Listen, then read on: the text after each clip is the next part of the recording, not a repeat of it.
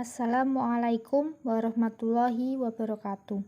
Kami dari kelompok 5 yang beranggotakan 1. Mutiara Ardiasari, absen 6 dengan NIM 215231166. 2. Dilan Nurhani, absen 7 dengan NIM 215231167. 3. Alvina Ardana Putri Solihah, absen 26 dengan NIM 215231186. 4. Marsya Anggraini, absen 33 dengan NIM 215231193. Kami akan menjelaskan materi sumber hukum mukhtalaf, yaitu tentang Syarhu Man Qoblana, Urfu, dan Sadu Dzariyah. Pengertian Syarhu Man Qoblana. Secara etimologi atau bahasa, Syarhu Man Qoblana tersusun dari kata syar'u yang berarti syariat dan man qoblana yang berarti umat sebelum kita. Sedangkan secara terminologi atau istilah, Syarhu Man Qoblana adalah hukum-hukum yang disyariatkan oleh Allah kepada umat-umat sebelum kita melalui perantara nabi-nabinya seperti Nabi Ibrahim alaihi salam, Nabi Musa alaihi salam, Nabi Daud alaihi salam, Nabi Isa alaihi salam, dan nabi-nabi yang lain. Jadi, Syarhu Man Qoblana adalah syariat atau ajaran para nabi yang berhubungan dengan hukum-hukum yang telah disyariatkan oleh Allah kepada umat sebelum kita, seperti syariat Nabi Ibrahim alaihi salam, Nabi Musa alaihi salam, Nabi Daud alaihi salam, Nabi Isa alaihi salam, dan nabi-nabi yang lain. Contoh Syarhu Man Qoblana. Contoh Syarhu Man Qoblana dalam muamalah untuk kafalah atau doman, yaitu dalam kisah Nabi Yusuf. Siapa yang membawa tanda emas dari raja, maka boleh membawa makanan dan dijamin oleh Nabi Yusuf. Meminjam uang atau menjual barang secara tidak tunai dan tidak menuliskannya dibolehkan, karena walaupun dalam Al-Quran menganjurkan untuk menulis, tetapi dalam hadis dikisahkan Nabi terdahulu melakukannya tanpa saksi kecuali saksi Allah, sehingga boleh tanpa ditulis dan tanpa disaksikan manusia tetapi disaksikan oleh Allah. Keduanya merupakan Syarhu Man Qoblana karena Al-Quran atau hadis yang menceritakannya dan tidak ada yang membatalkannya. Contoh, Nabi Syu'aib sebagai bapak 2 orang gadis ingin menikahkan anaknya kepada Nabi Musa jika bekerja untuknya selama 8 atau 10 tahun. Hal ini merupakan dalil ijarah yang merupakan bagian dari Syarhu Man Qoblana dan juga dalil untuk menjadi mahar menikahkan anaknya yang dibayar secara tidak tunai. Pendapat para ulama tentang Syarhu Man Qoblana. Menurut jumhur ulama yang terdiri atas ulama Hanafiyah, Malikiyah, sebagian ulama Syafi'iyah, dan salah satu pendapat Imam Ahmad Ibnu Hanbal menyatakan bahwa apabila hukum-hukum syariat sebelum Islam itu disampaikan kepada Rasulullah SAW melalui wahyu, yaitu Al-Quran, bukan melalui kitab agama mereka yang telah berubah. Dengan syarat tidak ada nas yang menolak hukum-hukum itu, maka umat Islam terikat dengan hukum-hukum itu. Alasan yang dikemukakan adalah 1. Pada dasarnya syariat itu adalah 1 karena datang dari Allah juga. Oleh karena itu, apa yang disyariatkan kepada Nabi terdahulu dan disebutkan dalam Al-Quran berlaku kepada umat Muhammad SAW, yaitu dalam Quran surat Asy-Syura ayat 13. Yang kedua, terdapat beberapa ayat yang menyuruh mengikuti para nabi terdahulu, yaitu dalam Quran surat An-Nahl ayat 123 yang artinya, "Kemudian kami wahyukan kepadamu Muhammad, ikutilah agama Ibrahim yang hanif." Pendapat lain dari para ulama usul fikih sepakat menyatakan bahwa seluruh syariat yang diturunkan Allah sebelum Islam melalui Rasul-Nya telah dibatalkan secara umum oleh syariat Islam. Mereka juga sepakat mengatakan bahwa pembatalan syariat-syariat sebelum Islam itu tidak secara menyeluruh dan rinci, karena masih banyak hukum-hukum syariat sebelum Islam yang masih berlaku dalam syariat Islam, seperti beriman kepada Allah, hukuman bagi orang yang melakukan zina, hukuman qisas, dan hukuman bagi tindak pidana pencurian. Pembagian Syahru Man Qablana. Syahru Man Qablana dibagi menjadi 2 bagian, yaitu 1. Setiap hukum syariat dari umat terdahulu namun tidak disebutkan dalam Al-Quran dan Sunnah. Ulama sepakat bahwa macam pertama ini jelas tidak termasuk syariat kita. Yang kedua, setiap hukum syariat dari umat terdahulu namun disebutkan dalam Al-Quran dan Sunnah. Pembagian kedua ini diklasifikasi menjadi 3, yaitu yang pertama, dinasak syariat kita atau syariat Islam tidak termasuk syariat kita menurut kesepakatan semua ulama. Contoh, pada syariat Nabi Muhammad alaihissalam, pakaian yang terkena najis tidak suci, kecuali dipotong apa yang kena najis itu. Yang kedua, dianggap syariat kita melalui Al-Quran dan Al-Sunnah.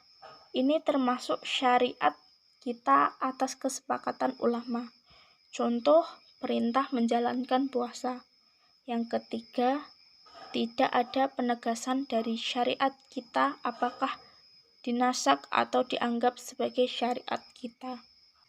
Macam-macam Syarhu Man Qablana. 1.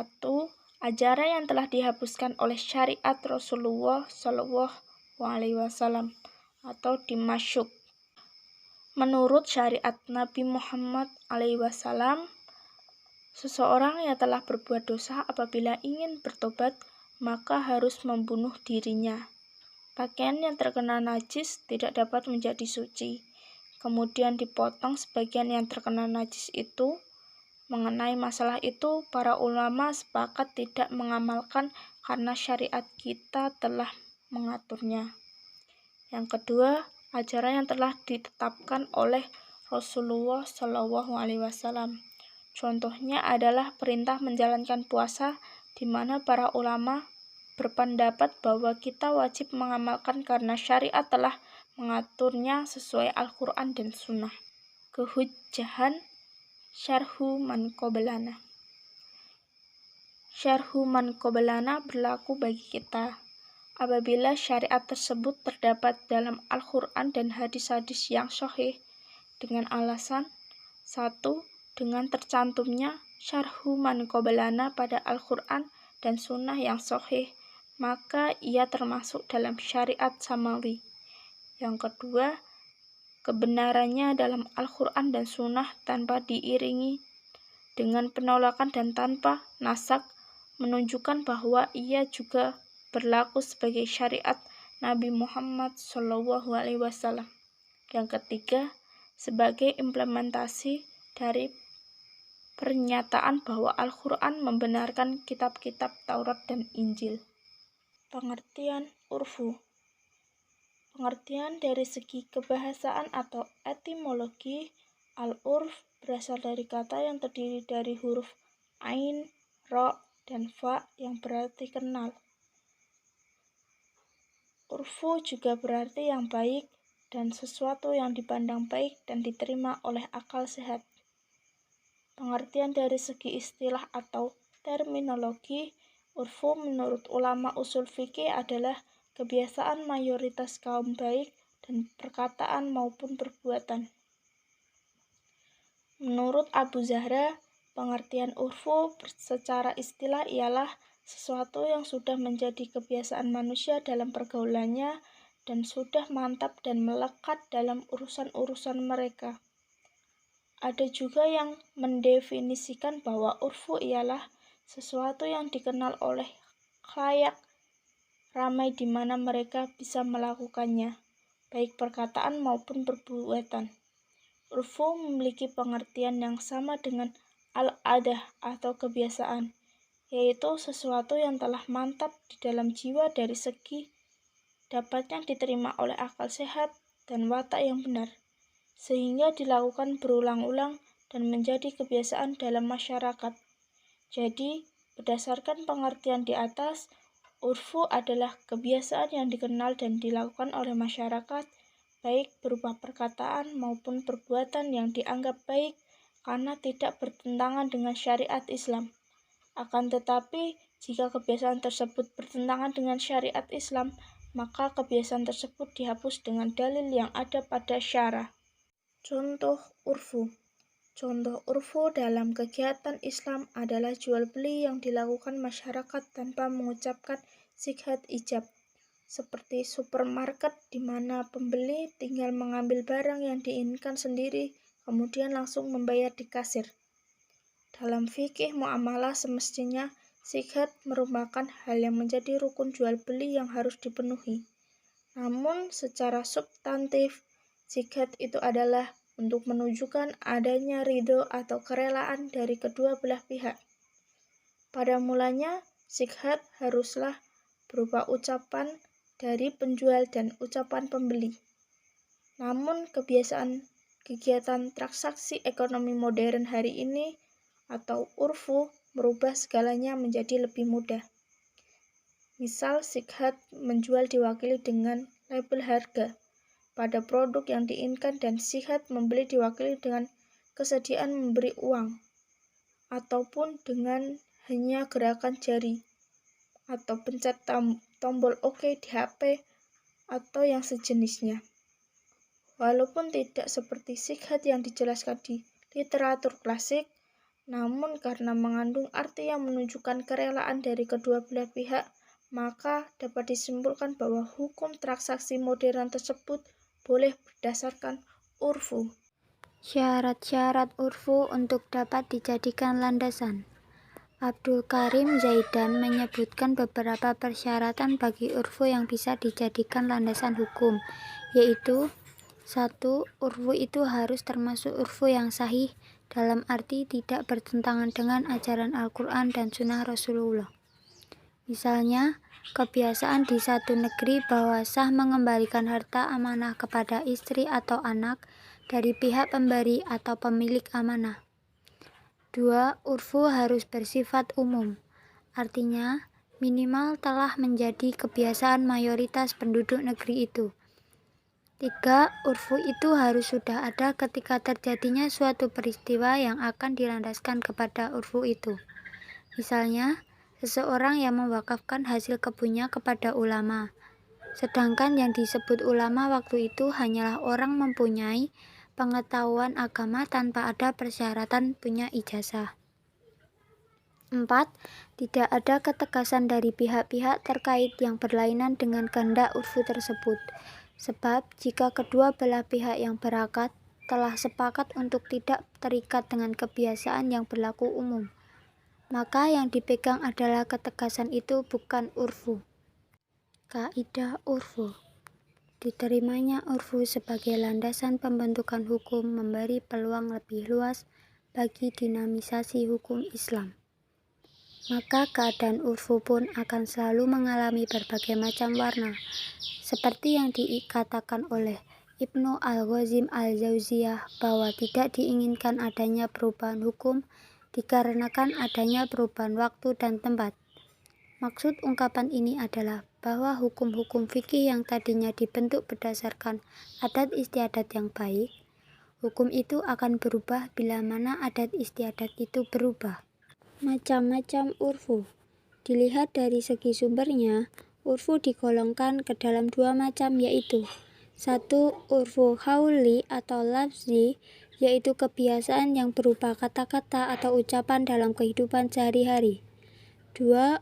Urfu amali, yaitu kebiasaan masyarakat yang berlaku berupa perbuatan. B. Dilihat dari ruang lingkupnya.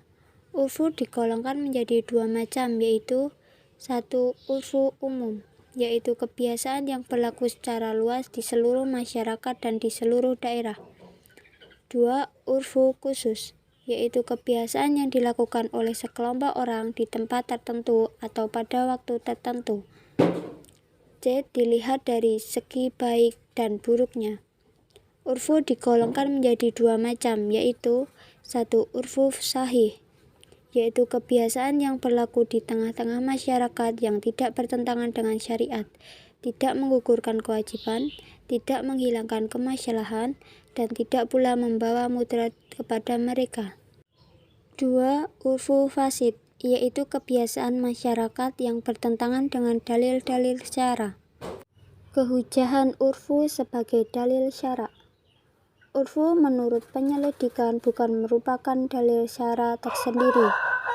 Pada umumnya, urfu ditunjukkan untuk memelihara kemaslahatan umat serta menunjang pembentukan hukum dan penafsiran beberapa nas. Namun, hal ini bukan berarti urfu tidak mempunyai dasar hukum sebagai salah satu sahnya sumber syariat Islam. Mengenai kehujahan urfu menurut pendapat kalangan ulama usul fiqh diantaranya 1. Golongan Hanafiyah dan Malikiyah berpendapat bahwa urfu adalah hujah untuk menetapkan hukum Islam. Alasan mereka ialah berdasarkan firman Allah dalam surat Al-A'raf ayat 199. 2. Golongan Syafi'iyah dan Hambaliyah. Keduanya tidak dianggap urfu sebagai hujah atau dalil hukum syar'i. Golongan Imam Syafi'i tidak mengakui adanya istihsan. Mereka betul-betul menjauhi untuk menggunakannya dalam istinbat hukum dan tidak menggunakannya sebagai dalil. Maka dengan hal itu secara otomatis golongan Imam Syafi'i juga menolak menggunakan urfu sebagai hukum sumber Islam. Penolakan itu tercermin dari perkataan sebagaimana berikut. Barang siapa yang menggunakan istihsan, maka sesungguhnya ia telah membuat hukum. Imam Syafi'i menolak adanya sumber hukum dan urfu, karena beliau menganggap bahwa urfu merupakan penetapan suatu hukum yang tidak berdasarkan dalil yang sudah ditetapkan, yakni Al-Quran, hadis, ijma, dan qiyas. Permasalahan urfu. Dalam persoalan pertentangan urfu dengan nas, para ahli usul fiqh merincinya sebagai berikut. 1. Pertentangan urfu dengan nas yang bersifat khusus. Apabila pertentangan urfu dengan nas yang bersifat khusus menyebabkan tidak berfungsinya hukum yang dikandung nas, maka urfu tidak diterima. 2. Pertentangan urfu dengan nas yang bersifat umum. Menurut Mustafa Ahmad Al-Zakhar, apabila urfu telah ada ketika datangnya nas yang bersifat umum, maka harus dibedakan antara urfu al-lazi dengan urfu al-amali. Apabila urfu tersebut adalah urfu al-lafzi, maka urfu tersebut bisa diterima, sehingga nas yang umum itu dikhususkan sebatas urfu al-lafzi yang telah berlaku tersebut dengan cara tidak ada indikator yang menunjukkan nas, namun itu tidak dapat dikhususkan oleh urfu. 3. Urfu yang berbentuk belakangan dari nas umum yang bertentangan dengan urfu tersebut. Apabila suatu urfu terbentuk setelah datangnya nas yang bersifat umum dan di antara keduanya terjadi pertentangan, maka seluruh ulama fikih sepakat menyatakan urfu seperti ini, baik yang bersifat lazi maupun yang bersifat praktik. Sekalipun urfu tersebut bersifat umum, tidak dapat dijadikan dalil dalam menetapkan hukum syar'a, karena keberadaan urfu ini muncul ketika nas syar'a telah menentukan hukum secara umum. Kedudukan urfu. Di samping memiliki kedudukan penting dalam penetapan hukum, urfu juga memiliki kedudukan penting dalam penerapan suatu hukum. Sebagaimana diketahui, hukum Islam memiliki dua sisi, yaitu sisi penetapan dan sisi penerapan. Keduanya bisa berjalan paralel, bisa juga tidak. Artinya, suatu produk hukum ada kalanya dapat diterapkan secara langsung tanpa pertimbangan kemaslahatan lokus di mana hukum tersebut diterapkan, dan ada kalanya tidak dapat diterapkan karena tidak sesuai dengan kemaslahatan masyarakat di tempat di mana hukum Islam tersebut akan diterapkan. Dalam kaitan ini, urfu menjadi dasar bagi penerapan hukum. Segala sesuatu yang diwajibkan oleh Allah dan Allah tidak menjelaskan kadarnya, maka ukurannya dikembalikan kepada urfu, seperti ukuran besarnya mahar, besarnya mut'ah bagi istri yang dicerai suaminya, upah bagi buruh atau pembantu rumah tangga di suatu tempat, dan lain-lain. Saddu Zariyah. Pengertian Saddu Zariyah secara etimologi. Kata Sadd az-Zariyah merupakan bentuk frase yang terdiri dari dua kata, yaitu Sadd dan az-Zariyah. Secara etimologi, kata as-sadd berarti menutup sesuatu yang cacat atau rusak dan menimbun lubang. Sedangkan az-zariyah yaitu jalan, sarana, dan sebab terjadinya sesuatu. Secara terminologi, kata sadd az-zariyah adalah memotong jalan kerusakan sebagai cara untuk menghindari kerusakan tersebut. Menurut Ibnu al-Qayyim al-Jauziyah, jalan atau perantara tersebut bisa berbentuk sesuatu yang dilarang maupun yang diperbolehkan. Dari berbagai pandangan tersebut, bisa dipahami bahwa sadd al-jariyah adalah penetapan hukum larangan atas suatu perbuatan tertentu yang pada dasarnya diperbolehkan maupun dilarang untuk mencegah terjadinya perbuatan lain yang dilarang. Selanjutnya, dasar hukum Saddu Zariyah. Yang pertama, Al-Quran. Sesuai surat Al-An'am ayat 108 yang artinya, dan janganlah kamu memaki sesembahan yang mereka sembah selain Allah, karena mereka nanti akan memaki Allah dengan melampaui batas tanpa dasar pengetahuan. Demikianlah kami jadikan setiap umat menganggap baik pekerjaan mereka, kemudian kepada Tuhan tempat kembali mereka, lalu Dia akan memberitahukan kepada mereka apa yang telah mereka kerjakan. Yang kedua ada hadis. Hadis adalah salah satu alasan untuk menetapkan hukum syar'i, karena sabda Rasulullah tersebut sifatnya masih dugaan. Namun dasar dugaan itu Rasulullah SAW melarangnya. Sesuai dengan hadis riwayat Bukhari, Muslim, dan Abu Daud yang berbunyi, sesungguhnya sebesar-besarnya dosa besar adalah seseorang melaknat kedua orang tuanya. Lalu Rasulullah ditanya orang, "Wahai Rasulullah, bagaimana mungkin seseorang melaknat kedua ibu bapaknya?" Rasulullah menjawab, "Seseorang mencaci maki ayah orang lain, maka ayahnya juga akan dicaci maki orang itu. Dan seseorang mencaci maki ibu orang lain, maka ibunya juga akan dicaci maki orang itu." Hadis riwayat Bukhari, Muslim, dan Abu Daud. Yang ketiga ada kaidah fiqh. Kaidah ini menjelaskan bahwa untuk menciptakan setiap pekerjaan baik ataupun buruk pasti melalui jalan. Dan ketika tujuannya adalah menciptakan pekerjaan yang baik, hendaklah dilakukan jalan untuk mewujudkannya. Sebaliknya, jika pekerjaan yang akan tercipta adalah sesuatu yang dilarang, maka jalan untuk menuju kepada pekerjaan tersebut juga dilarang. Pandangan ulama tentang Saddu Zariyah. Pandangan ulama tentang Sadd az-Zariyah, sebagian besar ulama berpendapat bahwa Sadd az-Zariyah dapat dijadikan dalil dalam fiqh Islam. Mereka hanya berbeda dalam pembatasannya. Imam Malik dan Imam Ahmad amat banyak berpegang pada Zariyah. Ulama Malikiyah dan Hanabilah dapat menerima kehujahan Sadd az-Zariyah ini sebagai salah satu dalil syara'. Dan tidak semua ulama sepakat dengan Sadd az-Zariyah sebagai metode dalam menetapkan hukum. Secara umum, berbagai pandangan ulama tersebut bisa diklasifikasikan dalam 3 kelompok, yaitu yang pertama, yang menerima sepenuhnya sebagai metode dalam menetapkan hukum adalah mazhab Maliki dan mazhab Hambali. Yang kedua, yang tidak menerima sepenuhnya sebagai metode dalam menetapkan hukum adalah mazhab Hanafi dan mazhab Syafi'i. Ketiga, yang menolak sepenuhnya sebagai metode dalam menetapkan hukum yaitu mazhab Zahiri. Kemudian rukun-rukun Saduzariyah. Yang pertama, perbuatan atau tindakan yang berlaku sebagai perantara kepada sesuatu.